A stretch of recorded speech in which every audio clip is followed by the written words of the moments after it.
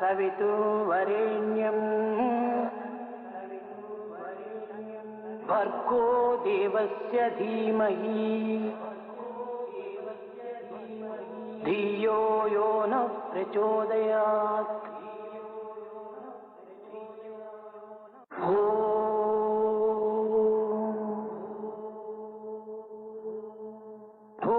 भूर्भुवस्सुवः तत्सवितुर्वरेण्यं भर्गो देवस्य धीमहि धियो यो नः प्रचोदयात्।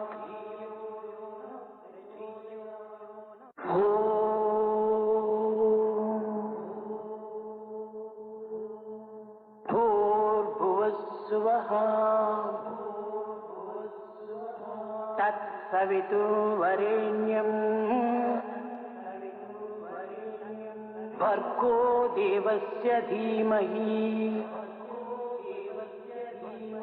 धियो यो नः प्रचोदयात्। सुंदर सुंदर विनायका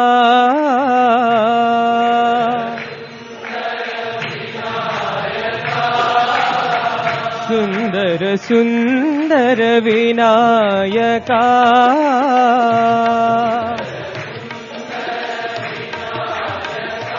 शुभ मंगलदायक विनायका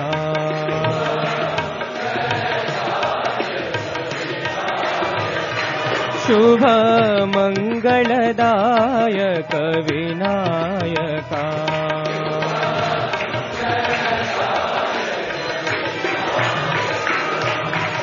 विघ्न कोटि हर विमल गजानना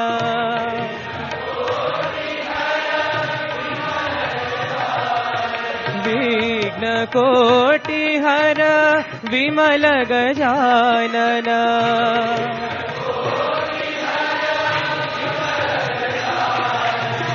सकल विघ्न हर पाहि गजानना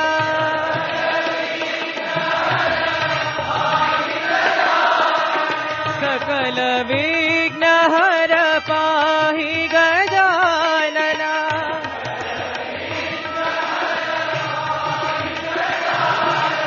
ईश्वरी नंदन पति गजानना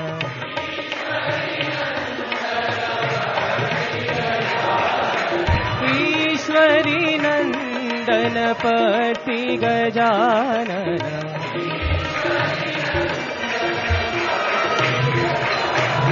सुंदर सुंदर विनायका शुभ मंगलदायक विनायका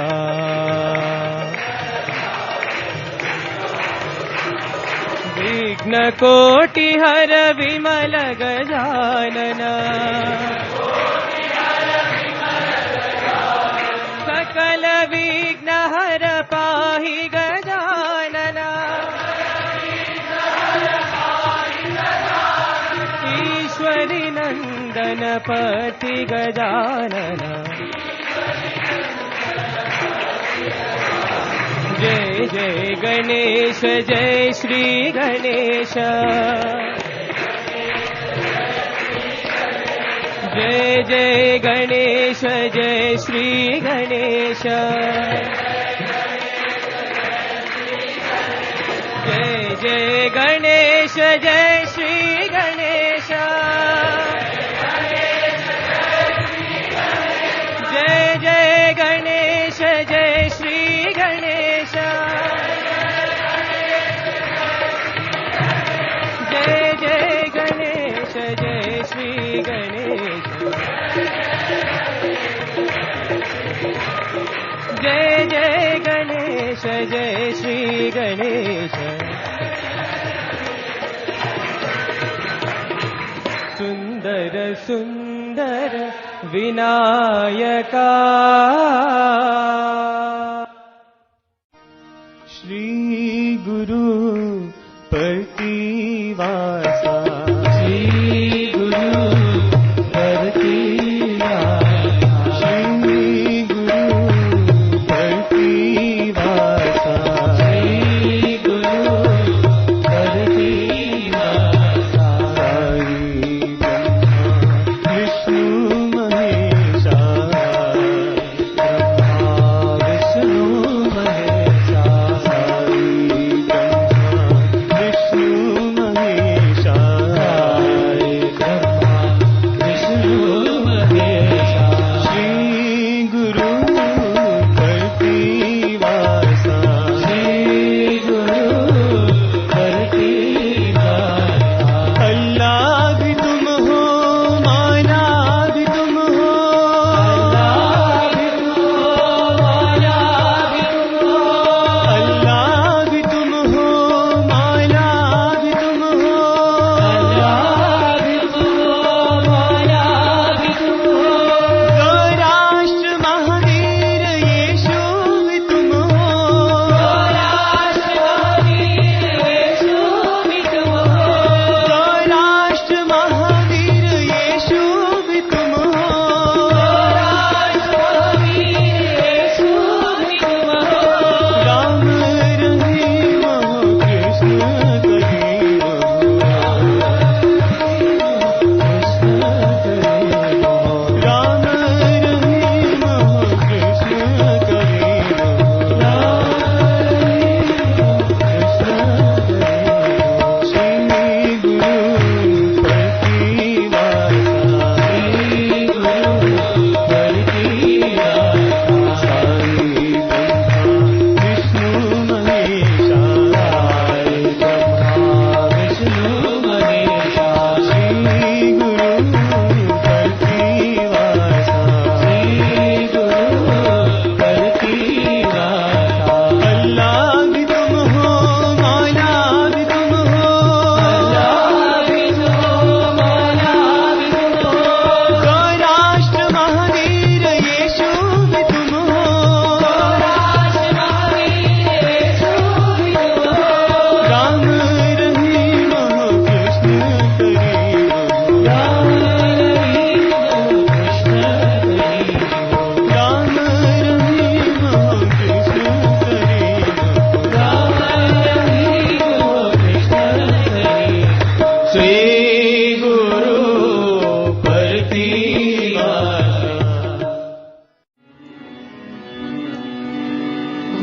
भवतारिणी परतीश्वरी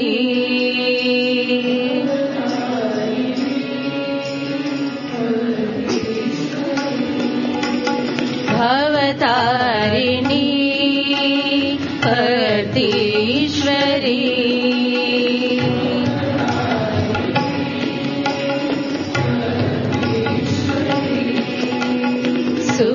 सुखदायिनी साईश्वरी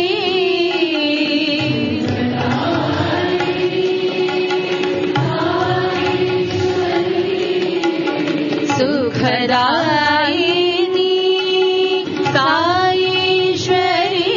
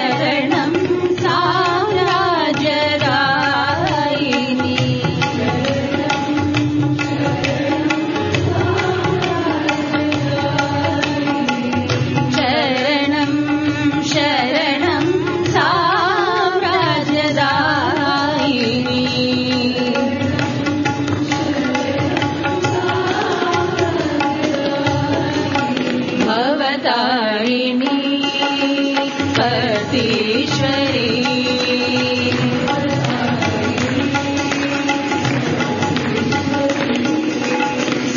सुखदायिनी साईश्वरी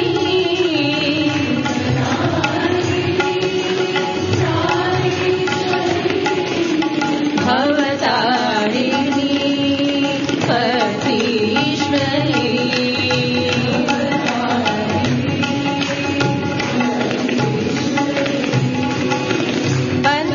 बन्धमोचनी प्रशान्तिवासिनी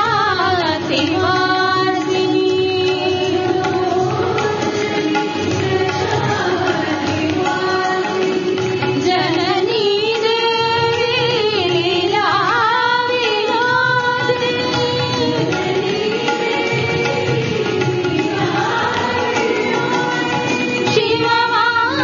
शिवमामभागे साईश्वरी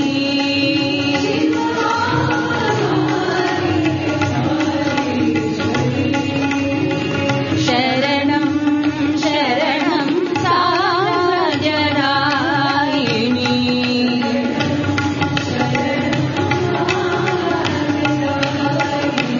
शरणं शरणं साम्राजदायिनी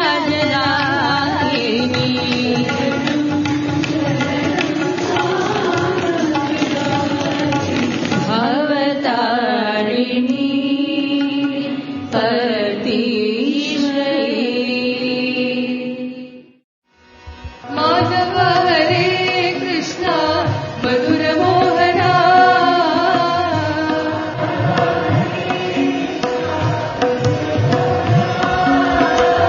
माधव हरे कृष्ण मधुर मोहना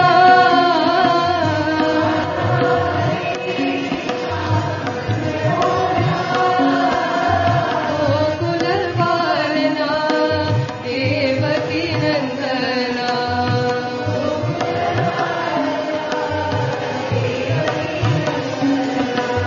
गोकुल बालना देवकी नंदना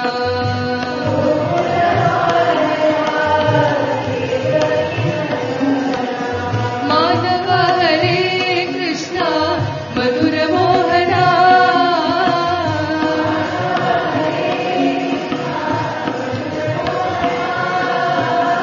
राधिका जीवना राजीवनयना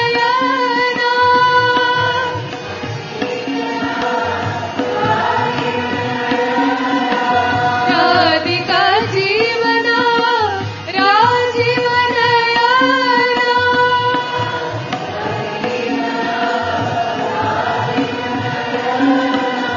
नंद सुनंदना गोपी रमणा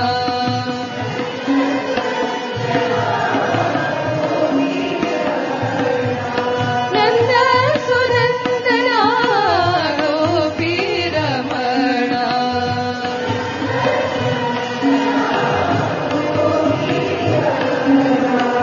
वेणु विनोदना पाप विनाशना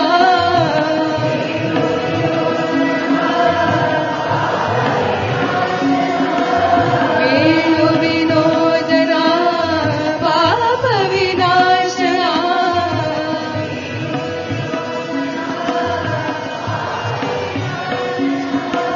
माधव हरे कृष्ण मधुर मोहना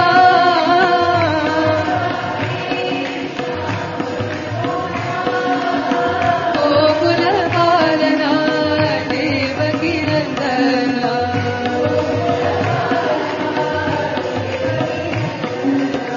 वेणु विनोदना पाप विनाशना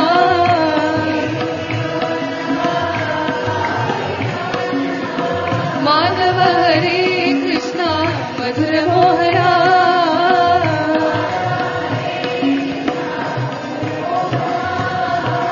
राधिका जीवना राजीवनयना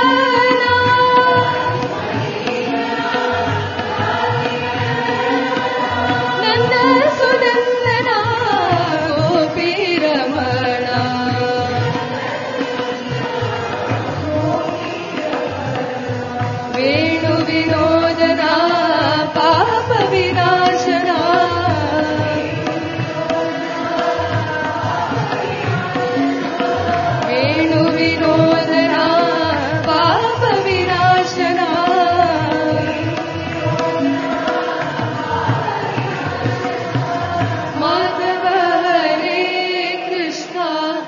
మధుర మోహనా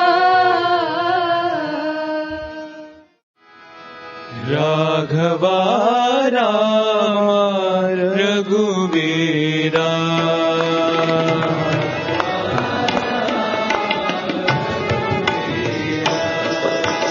రాఘవ రామ రఘువీరా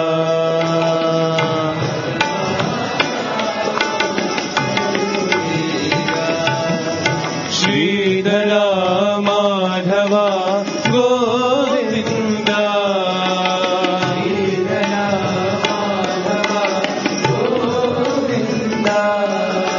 శ్రీధర మాధవ గోవింద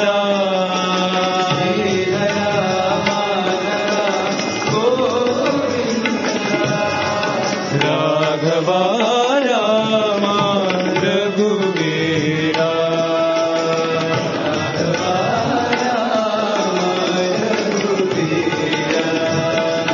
కేశవ మాధవ మధుసూదనా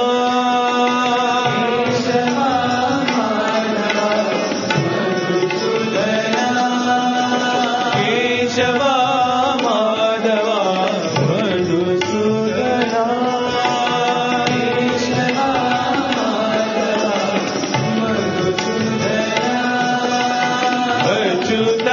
అచ్యుతానంద నారాయణ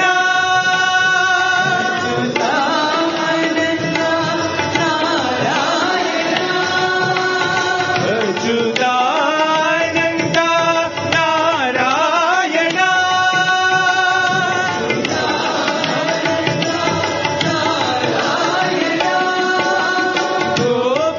గోపియలోల గోపాల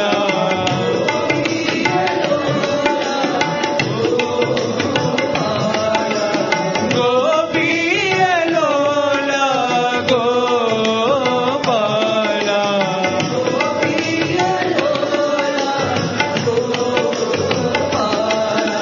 రాఘవ రామ రఘువీరా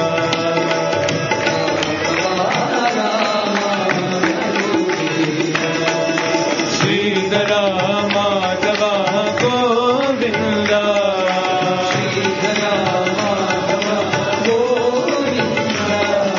రాఘవ రామ రఘువీరా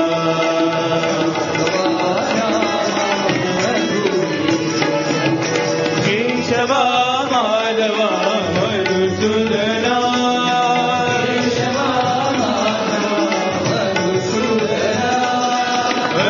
అచ్యుతానంద నారాయణ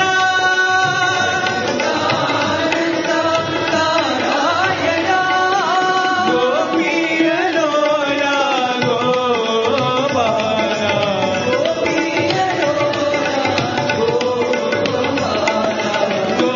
గోపియలోల గోపాల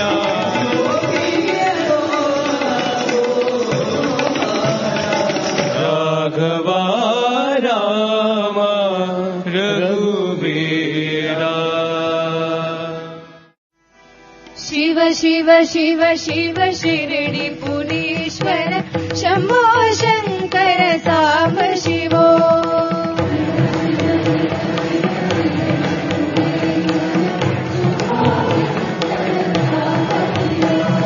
శివ శివ శివ శివ శిరిడి పురీశ్వర శంభో శంకర సాంబ శివో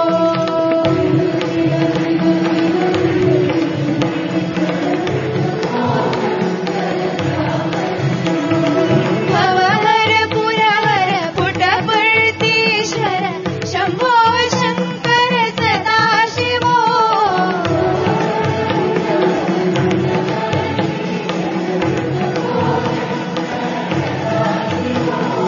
భవహర పురహర పుటపర్తీశ్వర Shambho Shankara సదాశివో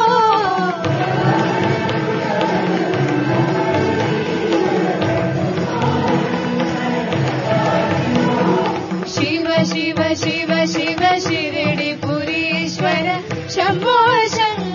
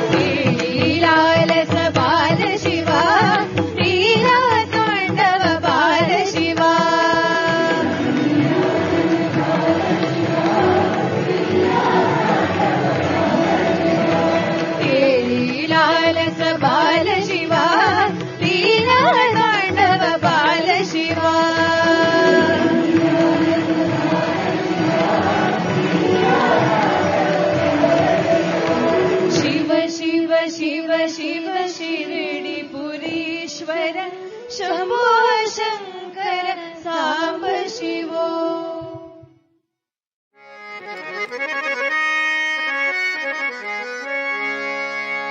Srinivas Venkatesh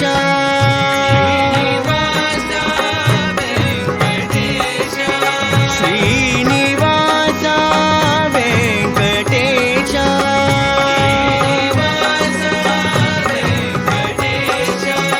श्रितजन परिपाला Saisha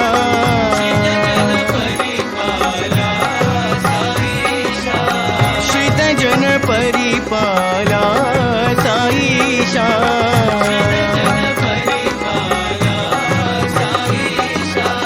Srinivas Venkatesh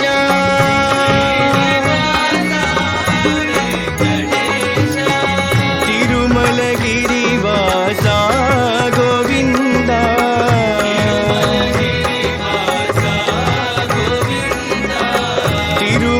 तिरुमलगिरिवासा Govind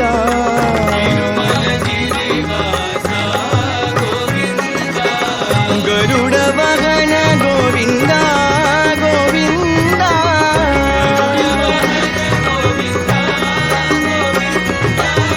गरुडवाहन Govind Govind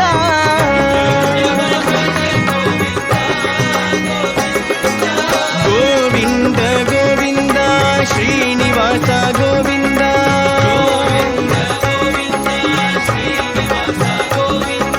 Govind Govind शिरडिवास Govind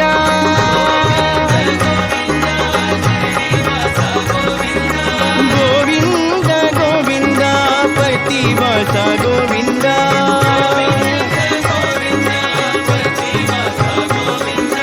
Govind Govind पतिवास Govind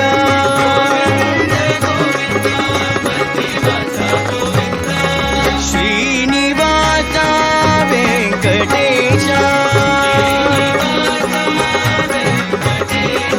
श्रितजन परिपाला Saisha Srinivas Venkatesh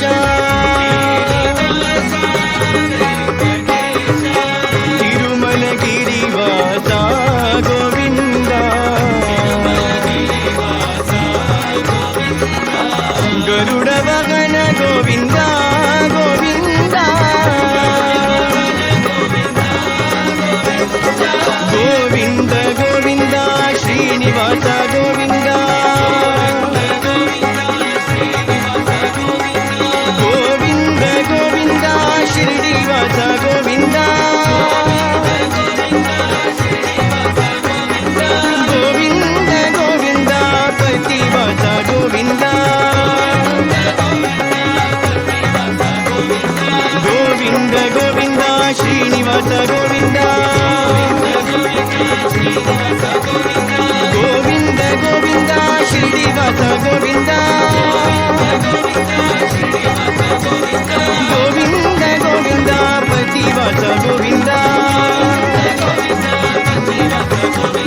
Govind Govind पतिवास Govind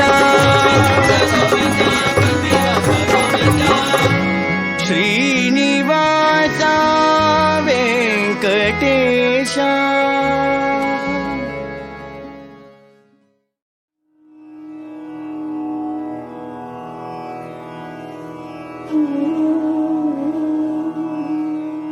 After being a sadhaka, practicing sadhana chatushtaya and shat sampatti, or at least believing that we get it intellectually, the feeling is, okay, got it, now what next? I have a couple of questions, I'll just ask them together. After having raga, dvesha, and the 6 vices under control, what should our focus be on or during meditation? Because the idea is to clean the mirror. When clean in our understanding, but not having any experiences as such, what is the next step forward? And thank you for those kind words. And the first question which you asked about having our vices under control, having developed the qualities of viveka, discernment between eternal and non-eternal, vairagya, dispassion for the world, the sixfold disciplines, Shat Sampatti, and an intense desire for liberation. Actually, if somebody develops it to any particular level, then all questions will disappear. The Advaitic truths will become pretty clear. But straight answer to your question is, do what Advaita Vedanta always tells you to do. Engage in Shravana, Manana, Nididhyasana. In study of Advaitic texts under a qualified teacher. And nowadays you can do that, through books or YouTube. And thinking about it, and when clarity is obtained, meditating upon it. Shravana, Manana, Nididhyasana. One may say, yes, Swamiji, I know all that. We have done it. Not done it. If you have done it, you think you have done it, then repeat. One teacher said nicely that if you say, I have already studied Vedanta, but I have not obtained enlightenment, then repeat it. I have repeated. Repeat again. How long will I repeat? I'll keep on repeating till the end of this life. Suppose I don't obtain enlightenment by the end of this life. Better luck next life. There is no other way other than to stay with it until enlightenment comes. All right. Now the second question is, when I sit in meditation and I'm not getting any experiences, what should I do? I've cleansed the mirror. Now what? Well, first of all, let's not be too clear that we have cleansed the mirror. As good old Freud said, a lot of the dirt is not on the surface of the mirror. The mirror has its own stockpile of dirt. We clean the mirror, and the moment we look away and look back again, the old mirror has got a layer of dirt on it. Where did it come from? It was always there. We didn't see it. So the process of cleansing the mirror, that is chitta shuddhi, it goes on. But a deeper question is, all right, I'm trying to have meditation, it seems peaceful, nothing is coming. Here, what Advaita says is that nothing is coming is also noticed, is it not? That when some experience is coming, worldly experience, I shut it down. I sit and quietly and meditate. I'm sitting quietly and meditating. Is it not noticed that yes, I'm sitting quietly and meditating? That some disturbance came in the mind and then I controlled it. Was that also not experienced? That there was a disturbance in the mind and I controlled it. Now mind is peaceful. Is that not experienced? Now I am not getting peaceful mind, no experiences are coming. Spiritual experiences I was expecting, nothing is coming. Is that not experienced also? He said, yes, all these are experienced. That's why I'm asking you the question. But wait a minute. If all of these are being experienced, then what is experiencing all this? By what way? In what medium? In what reality? To what all these experiences are coming? That to which the worldly experiences, seeing, hearing, smelling, tasting, touching were coming, is the same thing, is it not, to which comes the experience of sitting and meditating? It is the same thing which experiences the disturbances in the mind. It is that same thing which experiences the peaceful mind. It is that very same thing which notes that no spiritual experiences are coming. In all of this, there is one constant reality to which all these experiences are happening. And that must be consciousness, awareness, Chaitanya. Why? Because experience is happening. It's always awareness. Without awareness, experience might not happen. Will not happen. If you're not aware, there will not be any experience. So one thing you can say is constantly consciousness is there.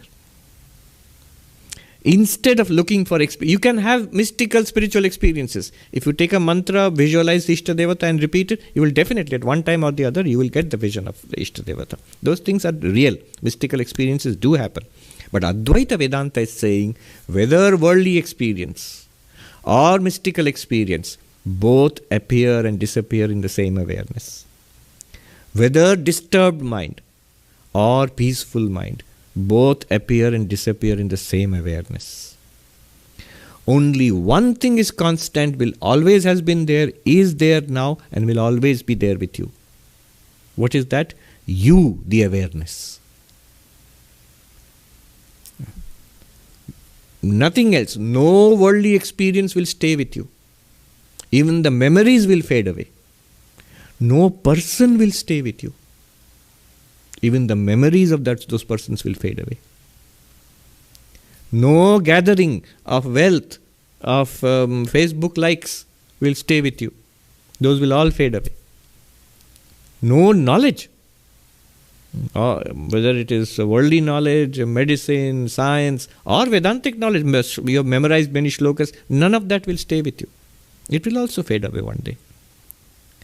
Only one thing will stay with you, that you are this consciousness. That will be there. That consciousness which is experiencing all this. You might say, yeah, that's not wrong, but how does that help me? Now notice the interesting features or the interesting nature of this consciousness. One is, it never goes away. It does not come, it does not go. Whatever comes and goes is experienced in that consciousness, by that consciousness. Because it does not come and go, it cannot age, it cannot die. It was the witness of the birth of the body. It was the witness of the development, babyhood, childhood of the body. It is the witness of the aging, and one day it will be the witness of the death of the body. The consciousness, will still be there. So consciousness is immortal. What a huge thing this is. It sets you free from the fear of death. The deepest fear that we human beings have. The fear of not existing. Never be afraid. You will always exist. Krishna says to Arjuna, "O Arjuna, you and I and all these kings and princes in the battlefield of Kurukshetra, you have all existed earlier, you are here now, and you will continue to exist in the future. Your past lives, you do not know them, I know them all." So existence and consciousness are the same reality, Sat and Chit. It is immortal. And you are that immortal reality. The more you think about it, that's the great advantage you have. Then, peace, relaxation. That consciousness is always at peace. It is peace itself. Shantam is the name of consciousness in Mandukya Upanishad. Disturbance of the mind is revealed by consciousness.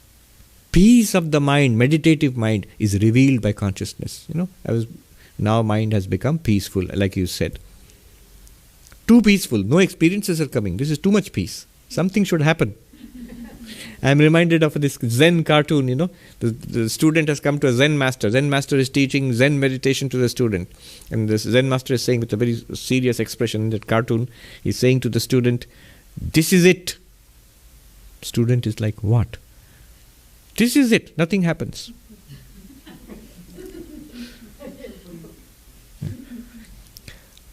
That consciousness is always at peace. It was at peace when it saw the disturbance of the mind. It is at peace when you sees the peaceful mind. It is at peace when the mind seems too peaceful and you want some excitement, experience.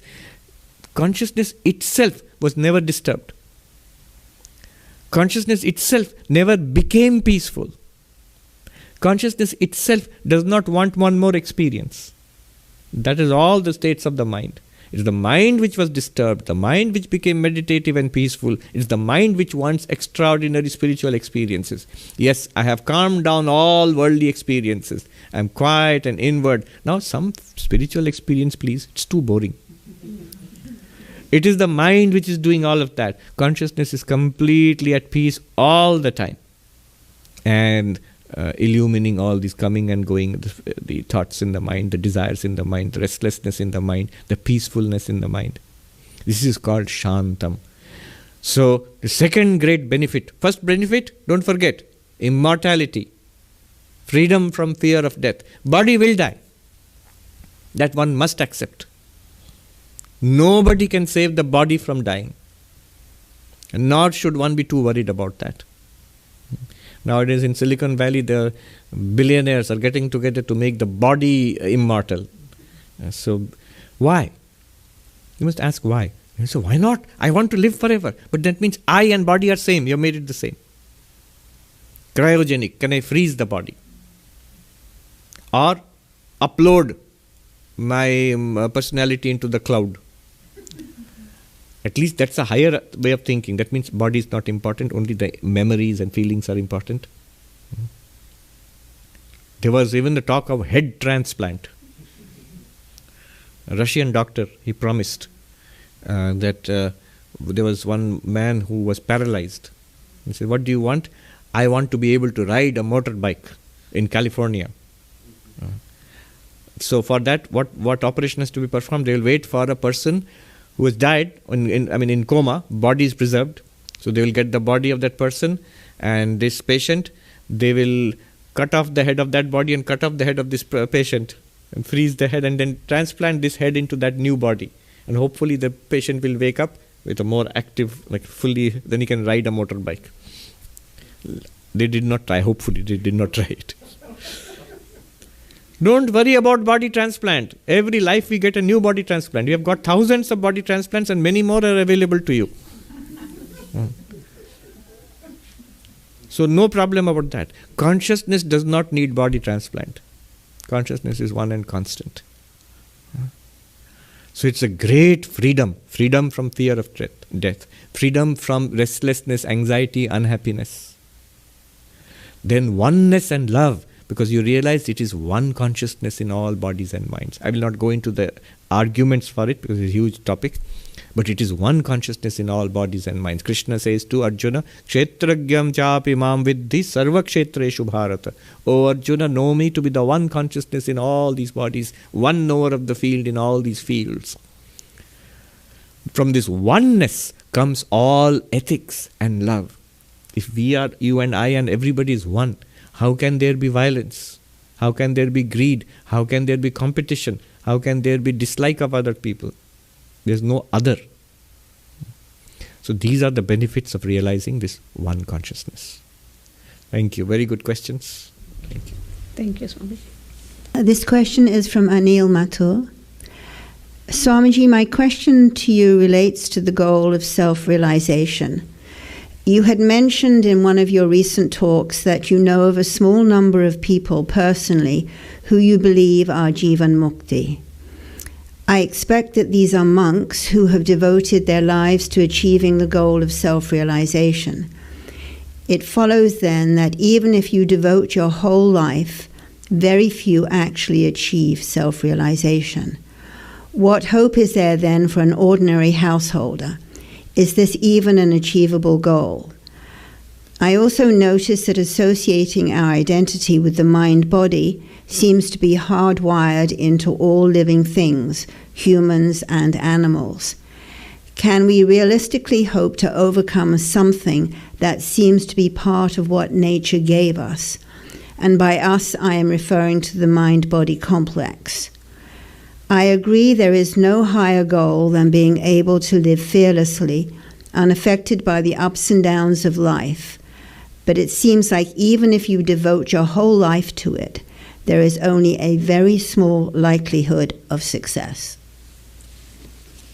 So the question is that there seems to be very few people who become enlightened. Why engage on this project? To become enlightened, where the chances of success are so minimal. And it seems to be, as he says, few people are enlightened and they must be all monks. It's not true that they're all monks. There are people who are monks or are not monks, householders. They have been enlightened and even now continue to be so. So anybody can become enlightened. But still the question remains, how few? So few. Then why start a process which chances are you will not get freedom or enlightenment? That reminds me of, in India, they always see Westerners. The moment you feel spiritual in this country, in America or in Europe, the first thing they do is they pack a backpack and take their passport and off they go to India, they go to Himalayas. It's not necessary to go to the Himalayas to become spiritual. You can, of course. It's nice, but it's not necessary. Now, in India, the idea is that Yes, it is possible to become enlightened, but it's very few people can become enlightened. It's just the opposite, you see, when the wave of immigrants started coming for 30, 40 years ago, the large wave of immigrants from India to the United States. So the Indian guy packs up and gets a passport and a visa and comes to the United States. Why? Not for enlightenment, for becoming a millionaire.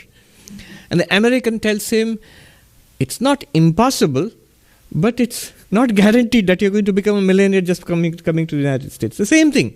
When the Westerner lands with a backpack in Delhi or Mumbai and I've come here for enlightenment, the Indian will tell him it's not impossible. People have been known to become enlightened, but it's not guaranteed that you're going to become enlightened. Very few become enlightened. Now, then why at all start this process? Well, this professor at Harvard University, Professor Parimal Patil, in one discussion, this question came up, and he was asking how few people, become enlightened. So why should at all anybody start this process? So the three answers which emerged from our discussion was, one answer is that first of all, everybody will become enlightened. Sri Ramakrishna gives the example of Benares, which is the place of the Divine Mother Annapurna. Literally, she who fills you, who gives food to all those who seek. So here's food, of course, means spiritual growth, development, and fulfillment. So the example Sri Ramakrishna gives is, in Benares, nobody goes hungry. Everybody will be fed. Only thing is, some are fed in the morning, some in the afternoon, some may have to wait till sunset to be fed. But everybody will be fed. Similarly, in this universe, everybody will ultimately get fulfillment, God realization, enlightenment, moksha. But some may get it early, some may take a few lifetimes, some may get it in this lifetime, some may take a few lifetimes, some have to wait till sunset. What is sunset? God's sunset is the end of the universe, a few billion years. Pralaya, Mahapralaya. Some will get, or maybe beyond that also. Many universes will come and go before some people who are a little slow on enlightenment, who haven't yet come to the Vedanta society, so they will take a little bit of time. So first of all, first answer is, everybody will get enlightenment, but you don't know when. So it's a guaranteed thing, and why not? You are Brahman. What can stop you from realizing yourself? You may do some other achievement in the world, you may or may not attain. Enlightenment you will get. It's guaranteed because you are Brahman. That's answer one. The second answer is, once you have tasted this spiritual life, what else comes close to it?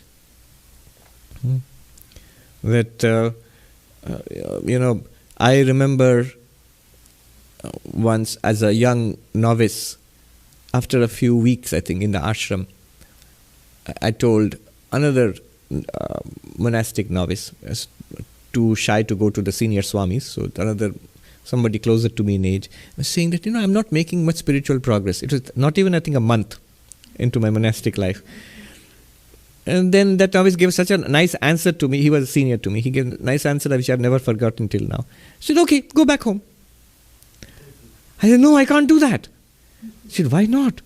You spent the last 23 years in that home, and you've just been here for less than 1 month, and you feel you can't go back there, you want to stay here? Then isn't this progress? So, once you taste spiritual life, nothing else comes close. Everybody I know who for a long time, whether it's Vedanta or devotional practices or japa or karma yoga, serving others, after some time when you ask them, they say, this is really a very precious part of my life. This is something I cannot do without anymore. I have become deeply attached to this. This is a source of peace and joy to me. The second answer is, in the process of your journey towards eventual enlightenment, you find this is the best thing that you have got in life, spiritual life. It could be meditation, it could be Vedantic study, it could be devotion, service, a combination of all of these.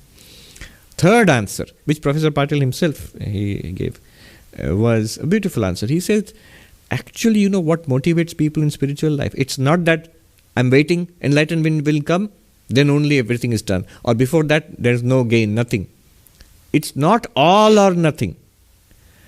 It is the moment to moment, day to day peace of mind, meaningfulness of life, a higher spiritual purpose, something noble and beautiful in my life, which gives me strength, which gives me peace of mind, day to day, long before enlightenment.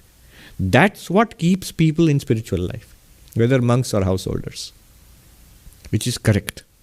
Swalpam apyasya dharmasya trayate mahato bhayat. Even a little practice of dharma, of spirituality, saves you from great fear.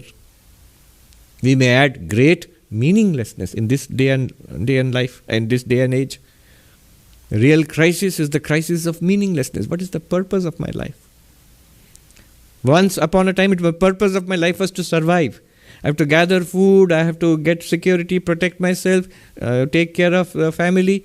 That itself was such a huge burden. People had no time for thinking of anything else. But now things are guaranteed. You live in a safe society, unless you are in Ukraine. You live in a safe society. You live where things are more or less stable, prosperous. But then the question arises again, that old ancient question, what's the point of it all? I've got enough to eat, I've got enough for entertainment, we have got protection from the elements, weather and all. We are reasonably happy and engaged. Then very soon I'm going to get old and die, and that's the end of this game. What was the point of it all? The question of meaninglessness arises again with redoubled force. And then, once the world has provided you with all it can, reasonably, what can it provide you? This is what it can provide you. Once the world has provided you with all it can, then the world has no more answer for your question of meaninglessness. Only spirituality has the answer. Spirituality gives meaning to life, an ultimate high goal and purpose to life. On that high note, let us conclude here. Om Jai Jagadish Hare Swami Sathya Sai Hare Bhaktadana Samrashak Bhaktadana Samrashak Bhakti Maheshwara Om Jai Jagadish Hare Shashi Bhagana Shri Kara Sarva Pranapade Swami Sarva Pranapade Ashrita Kalpaladi